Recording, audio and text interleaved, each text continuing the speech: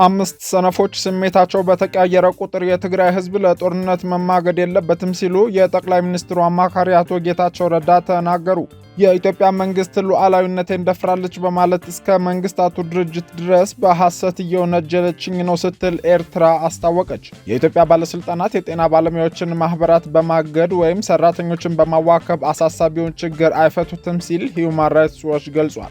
የተወደዳችሁ የኢትዮጵያ ሪፖርተር ዩቲዩብ ቻናል ቤተሰቦች ወቅታዊና ትኩስ መረጃዎች እንዲደርሷችሁ የኢትዮጵያ ሪፖርተር ዩቲዩብ ቻናልን ላይክ፣ ሰብስክራይብ እና ሼር እንድታደርጉ እያስታወስን ኢሊያስ ክፍሌ የሰዓቱን አበይት ዜናዎች ይዤላችሁ ቀርቤያለሁ። መልካም ቆይታ።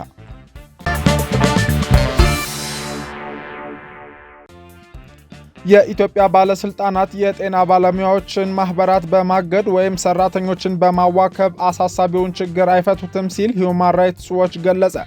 መቀመጫውን አሜሪካ ያደረገው ዓለም አቀፉ የሰብአዊ መብት ተሟጋች ተቋም ሂዩማን ራይትስ ዎች የኢትዮጵያ ባለስልጣናት የሕክምና ባለሙያዎች ማህበራትን በማገድ ወይም የጤና አጠባበቅ ሰራተኞችን በማዋከብና በማሰር የሀገሪቱን አሳሳቢ የጤና አጠባበቅ ችግር መፍታት አይችልም ብሏል። መንግስት ይልቁንስ የጤና አጠባበቅ ሰራተኞችን አግባብ ያላቸው ስጋቶች ተረድቶ ትርጉም ባለው ውይይት መፍታት አለበት ሲልም ነው ተቋሙ ወቅታዊውን የጤና ባለሙያዎች ንቅናቄና እርሱን ተከትሎ በተፈጸሙ እስሮች ዙሪያ በዚህ ሳምንት ባወጣው መግለጫ አስታወቀው። ሂዩማን ራይትስ ዎች የኢትዮጵያ መንግስት ለጤና ባለሙያዎች ቅሬታዎች ትርጉም ባለው መንገድ መፍትሄ እንዲሰጥና በጤና ባለሙያዎች ማህበር ላይ የጣለውን እገዳ እንዲያነሳም ነው የጠየቀው። የድርጅቱ የአፍሪካ ክፍል ምክትል ዳይሬክተር ላቲሺያ ባደር ከግንቦት ጀምሮ መንግስት በጤና ባለሙያዎች ላይ የአፈና ስልቶችን ሲከተል ቆይቷል በማለት የወቀሱ ሲሆን በጤና ባለሙያዎች ላይ ተፈጽመዋል ያሉትን ማስፈራሪያም እንዲቆም ጠይቀዋል። የመብት ተሟጋች ተቋሙ የጤና ባለሙያዎች የሥራ ማቆም አድማ እንዳያደርጉ በኢትዮጵያ ሕግ መከልከሉ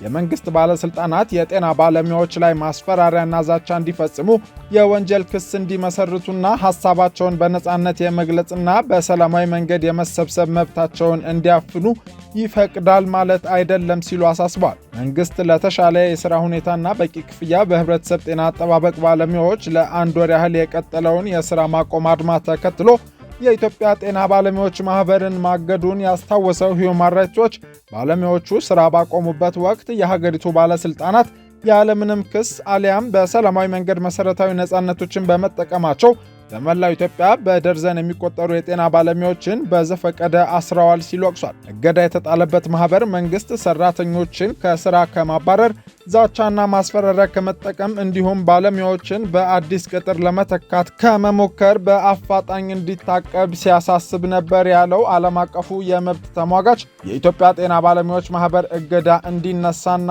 የጤና ባለሙያዎችን ማዋከብ እንዲቆምም አሳስበዋል።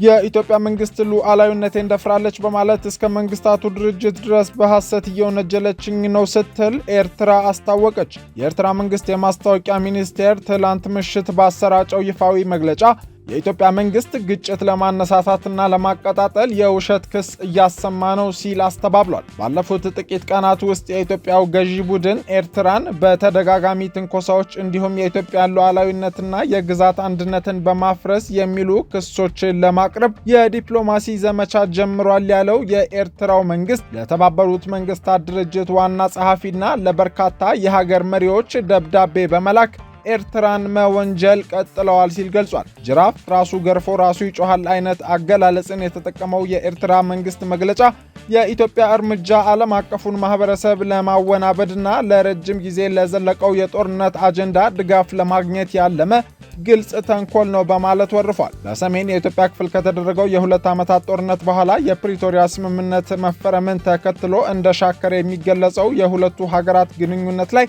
ከቅርብ ጊዜ ወዲህ በኤርትራ በኩል የኢትዮጵያ የወደብ ፍላጎት በማንኛውም መንገድ ይሳካል መባሉ ሲወቀስ፣ በኢትዮጵያ በኩል ደግሞ አንጋፋው ዲፕሎማት አምባሳደር ዲና ሙፍቲን ጨምሮ ሌሎችም የኤርትራ መንግስት ወታደሮችን ከኢትዮጵያ ግዛቶች እንዲያስወጣ መጠየቃቸው ይነሳል። በዚህም በሀገራቱ ባለስልጣናት መካከል የቃላት መወራወር እየተስተዋለ ነው። የኤርትራ መንግስት በአሁኑ መግለጫው እውነታው ያለው የኢትዮጵያው ገዢ ቡድን ብልጽግና ፓርቲ በግዴለሽነት ላለፉት 2 ዓመታት በተናጠል መግለጫዎች እንዲሁም በቀስቃሽ ትንኮሳዎችና በራሱ አነጋገር የኤርትራ ወደቦችን ከተቻለ በህጋዊና አስፈላጊ ከሆነም በወታደራዊ ኃይል ለማግኘት ከሚያደርገው ጥረት ጀርባ ነው። አገዛዙ በቃላት ከመተናኮስም ባለፈ በጦር መሳሪያ ግዢና ሌሎች አግባብ ባልሆኑ ተግባራት ላይ ተሰማርቷል በማለት የኢትዮጵያን መንግስት ወቅሷል። የፌዴሪ መከላከያ ሰራዊት የጦር ኃይሎች ጠቅላይ ኢታማዦር ሹም ፊልድ ማርሻል ብርሃኑ ጁላ በቅርቡ ለፓርላማ በሰጡት ማብራሪያ ከኤርትራ ጋር በጋራ ለመስራት የነበረው ሂደት ወደ ኋላ ተመልሷል ሲሉ ገልጸው በቀጠናው አንዳንድ በጥባጭ ገዢዎች አሉ ሲሉ ስም ከመጥራት ተቆጥበው ወቀሳ በማቅረብ በተጨማሪም ኢትዮጵያ ወደ ባህር በር ድርሽ እንዳትል ግንባር ፈጥረው የሚሰሩ አካላት አሉ ማለታቸው ይታወሳል። ፊልድ ማርሻል ብርሃኑ ጁላ ግንባር ፈጥረው ያሏቸውን አካላት በስም ባይጠቅሱም ኢትዮጵያ ከሶማሊላንድ ጋር የባህር በርና የነጻነት ስምምነት ስትፈራረም ሶማሊያ፣ ኤርትራና ግብፅ የሶስትዮሽ ጥምረት በተለይም በባህር ቀጠናው ዙሪያ ለመስራት መፍጠራቸው አይዘነጋም። የኤርትራ ማስታወቂያ ሚኒስቴር መግለጫ እንደገለጸው ግን ምንም እንኳን በኢትዮጵያ በኩል ተንኳሽ ድርጊቶች የኤርትራን ሉዓላዊነትና የግዛት አንድነት እንዲሁም ቀጠናዊ መረጋጋትን አደጋ ላይ የሚጥሉ ቢሆኑም ከፍተኛ ትዕግስት ማድረግን መምረጧ ተገልጿል። ባለፉት ዘመናት የመጡ የኢትዮጵያ ገዢዎች የኢትዮ ኤርትራ የቦርደር ኮሚሽን እና የመንግስታቱ ድርጅት ቻርተርን በመጣስ የኤርትራን ግዛቶች ተቆጣጥረው ቆይተዋል ሲል የገለጸው የኤርትራ መንግስት በፈረንጆቹ 2018 በተደረገው የሰላም ስምምነት ጠቅላይ ሚኒስትር አብይ አህመድ የተስማሙበትና እርቁን የተሟላ ያደረገው ዋና ጉዳይ የአብይ አህመድ አስተዳደር የቦርደር ኮሚሽኑን ውሳኔ መቀበላቸው ነው ሲል አስታውቋል። ይሁን እንጂ የኢትዮጵያ ገዢ ቡድን ዛሬ እነዚህን የማይሻሩ እውነታዎችና ተከታታይ ክስተቶች በማጣመም ኤርትራን ሉዓላዊነትና የግዛት አንድነትን በመጣስ ውንጀላ ማቅረቡ የተሳሳተ ስሌት ነው ሲል ነው የገለጸው። አሁንም ቢሆን አላስፈላጊ ውጥረት እየመነጨ ያለው የኢትዮጵያ መንግስት የሆነው አካል የጎረቤቱን ሉዓላዊ መሬቶችና የባህር ላይ ግዛት ለመያዝ ካለው ህገወጥ ምኞት ነው በማለትም አሳስቧል።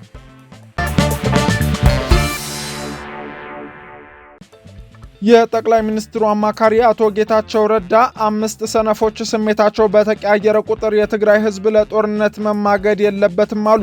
ሴንተር ፎር ሪስፖንሲብል ኤንድ ፒስፉል ፖለቲክስ የተባለው ተቋም በአዲስ አበባ ዩኒቨርሲቲ ያዘጋጀው የትግራይ ፖለቲካን የተመለከተ የውይይት መድረክ በዛሬው ዕለት እየተካሄደ ይገኛል። በውይይት መድረኩ ላይ የጠቅላይ ሚኒስትሩ የአፍሪካ ቀንድ አማካሪ አቶ ጌታቸው ረዳ ንግግር ያደረጉ ሲሆን በንግግራቸውም በ5 ወይም 7 ሰነፎች የተነሳ የትግራይ ህዝብ ለጦርነት የሚማገድበት ሁኔታ መቆም አለበት፣ በጥቂት ሰነፎችና ስራ ፈቶች የተነሳ ህዝቡ ለቀውስ መዳረግ የለበትም፣ 5 ሰነፎች ስሜታቸው በተቀያየረ ቁጥር ህዝብን ለእልቂት መዳረጋቸው መቆም አለበት ሲሉ ተደምጠዋል። የትግራይ ህዝብ እንደ ህዝብ የመኖርና ያለመኖር አደጋ ገጥሞታል ሲሉ ተናግረው ይህ ደግሞ ከሁሉ የቀደመ ትኩረት የሚሻ መሰረታዊ ጉዳይ ነው ሲሉ ገልጸዋል። በመድረኩ ተገኝተው የመክፈቻ ንግግር ያሰሙት የሰላም ሚኒስትሩ አቶ መሐመድ ኢድሪስ በበኩላቸው ኃላፊነት የተሞላው ሰላማዊ ፖለቲካ ማራመድ ለትግራይ ወሳኝ መሆኑን ተናግረዋል። እናንተ ዛሬ የጀመራችሁት የውይይት መድረክ ሰላማዊ ፖለቲካ በትግራይ በመፍጠር ነገ ከነገ ወዲያ ብዙ ሞቶችንና መገዳደሎችን እንደሚያስቆም እምነት አለን ሲሉም አቶ መሐመድ ተናግረዋል። መንግስት መድረኩን እንደሚደግፍ በመጥቀስ ሁሉንም ያሳተፈ ዴሞክራሲያዊ መድረክ እንዲሆንም ጥሪ አቅርበዋል። የሰላም ፖለቲካን በትግራይ ባህል ለማድረግ የተጀመረው የዛሬው መድረክ የክልሉን መሰረታዊ የሰላም ስጋት ችግሮች የሚፈትሹ ጥናቶች እየቀረቡበት ነው። በመድረኩ በርካታ የትግራይ ፖለቲካ ኃይሎችና ምሁራን የታደሙ ሲሆን ከህወሓት የተጋበዘ ወይም የተገኘ መኖር አለመኖሩ ግን አልተረጋገጠም።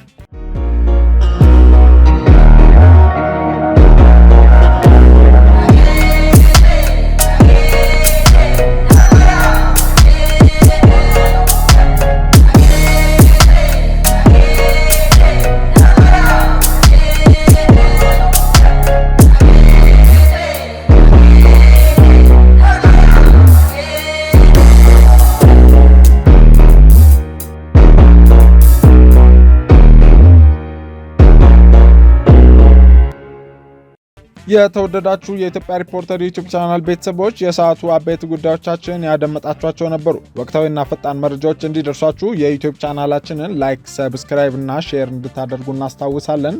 መልካም ጊዜ